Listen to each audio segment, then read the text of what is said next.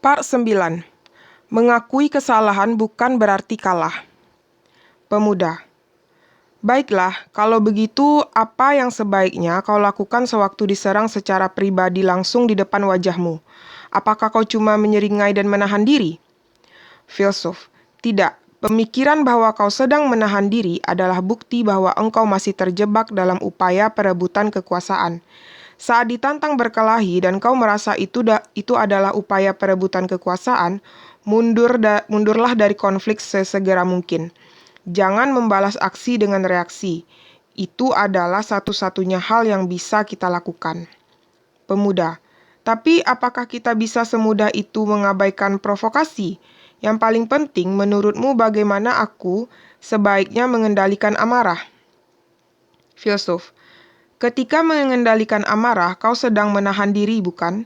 Sebaliknya, kita perlu mempelajari cara untuk membereskan keadaan ini tanpa menggunakan amarah. Karena bagaimanapun, amarah adalah alat, cara untuk meraih tujuan. Pemuda. Ini hal yang sulit. Filsuf. Hal yang pertama, kuharap bisa kau pahami di sini ialah fakta bahwa amarah merupakan satu bentuk komunikasi dan kita tetap bisa berkomunikasi tanpa menggunakannya. Kita bisa menyampaikan pikiran dan niat kita yang bisa diterima tanpa membutuhkan amarah. Kalau kau belajar memahami hal ini, lewat pengalaman, emosi itu tidak akan muncul lagi dengan sendirinya. Pemuda. Tapi bagaimana kalau mereka mendatangimu dengan tuduhan-tuduhan keliru atau membuat komentar yang menghina? Aku tidak boleh marah bahkan pada saat itu. Filsuf, kau tampaknya masih belum mengerti. Bukan berarti tidak boleh marah, tapi kau tidak perlu bergantung pada amarah. Seorang pemberang tidak mudah tersulut emosi. Mereka hanya tidak tahu bahwa ada alat komunikasi yang efektif selain amarah. Inilah sebabnya orang-orang pada akhirnya mengatakan hal-hal seperti, "Aku langsung saja membentak," atau "dia mengamuk." Kita pada akhirnya bergantung pada amarah untuk berkomunikasi. Pemuda. Alat komunikasi lain yang efektif selain amarah? Filsuf. Kita punya bahasa. Kita bisa berkomunikasi lewat bahasa. Percayalah pada keampuhan bahasa dan bahasa logika. Pemuda. Kalau aku tidak mempercayainya, kita jelas tidak akan mengadakan dialog ini. Filsuf. Satu lagi hal tentang upaya perebutan kekuasaan. Dalam setiap peristiwa, tidak peduli betapa benar dirimu menurut pemikiranmu. Cobalah untuk tidak mengkritik orang lain berdasarkan hal itu. Ini adalah jebakan dalam hubungan interpersonal yang sudah membuat banyak orang terjatuh ke dalamnya. Pemuda. Mengapa begitu? Filsuf.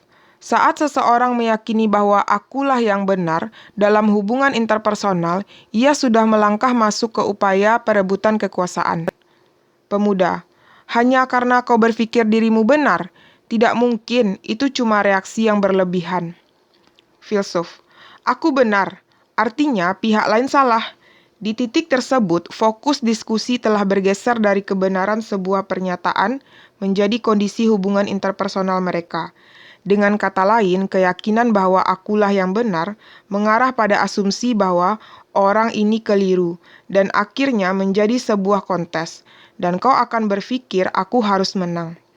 Ini upaya perebutan kekuasaan yang sesungguhnya. Pemuda.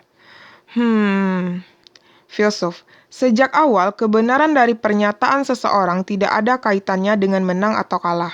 Kalau kau berpikir engkau benar, terlepas dari pendapat yang mungkin dimiliki orang lain, masalahnya harus ditutup saat itu juga. Akan tetapi, banyak orang akan segera terjun ke gelanggang perebutan kekuasaan dan berusaha membuat orang lain tunduk kepada mereka. Itulah sebabnya mereka berpikir, mengakui kesalahan sama dengan mengakui kekalahan. Pemuda. Ya, aspek itu jelas ada. Filsuf.